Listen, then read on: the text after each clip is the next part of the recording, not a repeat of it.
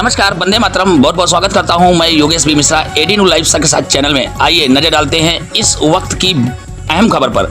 सूरत शहर के पलसाना तातीथैया में बीते दिनों हुए संतोष टेक्सटाइल मिल हादसे में 2 लोगों की घटनास्थल पर ही मौत हो गई थी। वहीं 2 दर्जन से अधिक लोगों को हॉस्पिटल में भर्ती कराया गया था, जिसमें से 7 अन्य मजदूरों की मौत होने का मामला सामने आया है, जिसमें मरने वालों की संख्या टोटल 9 हो गई है। इधर घटना के बाद एफएसएल की टीम, फैक्ट्री डायरेक्टर व गुजरात प्रदूषण नियंत्रण बोर्ड समेत कई विभागों ने अपनी कार्रवाई करते हुए अपनी जांच रिपोर्ट को पलसाना पुलिस को सौंपा है, जिसमें लापरवाही का मामला सामने आया है, जिसको गंभीरता से लेते हुए पलसाना पुलिस ने मिल प्रबंधन खैतान समेत 4 लोगों को गिरफ्तार कर पूरे मामले की जांच शुरू की है। आपको बताते चले कि इस गिरफ्तारी में मिल मालिक, सुपरवाइजर, मेंटेनेंस विभाग मिला करके 4 लोगों को गिरफ्तार कर लिया है। अब देखना यह है कि पीड़ित परिवार को इस मिल प्रबंधन के द्वारा क्या सहायता उपलब्ध कराई जाती है, यह देखने वाला वक्त बताएगा। फिलहाल सभी के ऊपर पुलिस ने कानूनी कार्रवाई आरंभ कर दिया है।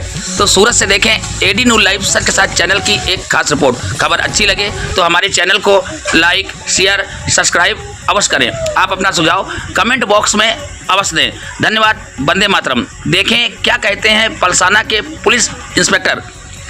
गई तारीख 1/9/2025 ના રોજ પલસાણા ખાતે આવેલ જોડવા ગામની સીમમાં આવેલ ફેક્ટરી સંતોષ મિલ ખાતે જે ડ્રમ વોશર ફાટવાથી અકસ્માત થયેલ, જે ડ્રમ વોશર ફાટવાથી ઓઇલ લીકેજ થયેલ, જેના કારણે આગ લાગેલ, જે આગ ફાયર બ્રિગેડ દ્વારા બુઝાવવામાં આવેલ અને જે તે વખતે 2 વ્યક્તિના સ્થળ પર મૃત્યુ થયેલ, જેને 22 લોકો ઇન્જર્ડ થયેલ, જે લોકોને શિવમ હોસ્પિટલ તેમજ એપલ હોસ્પિટલ ખાતે દાખલ કરવામાં આવે અને આ બનાવ બન્યા બાદ અલગ અલગ તારીખે 7 વ્યક્તિના મૃત્યુ થયેલ, આમ કુલ 9 વ્યક્તિના મૃત્યુ થયેલ હોય અને હાલમાં 11 વ્યક્તિઓ હોસ્પિટલમાં સારવાર અર્થે છે।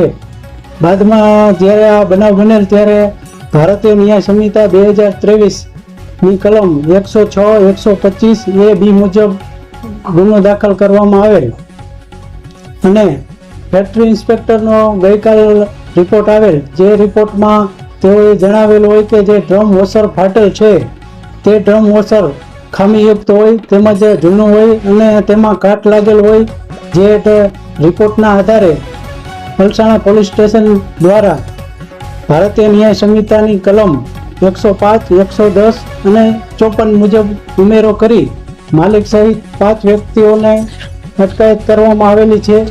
જે વ્યક્તિને અટકાયત કરવામાં આવેલ છે તેમાં ડ્રમ વોશરના ઓપરેટર તેમજ તેમના એન્જિનિયર અને ડ્રમ સુપરવાઇઝર તેમજ મેન્ટેનન્સ મેનેજર અને કંપનીના સંતોષ મિલ માલિકની અટકાયત કરવામાં આવેલી છે અને હાલે આ 5 વ્યક્તિઓની અટકાયત કરી તેઓને કોર્ટમાં રજૂ કરવામાં આવેલ છે। હાલ જે 5 વ્યક્તિઓની અટકાયત કરવામાં આવેલ છે તેઓને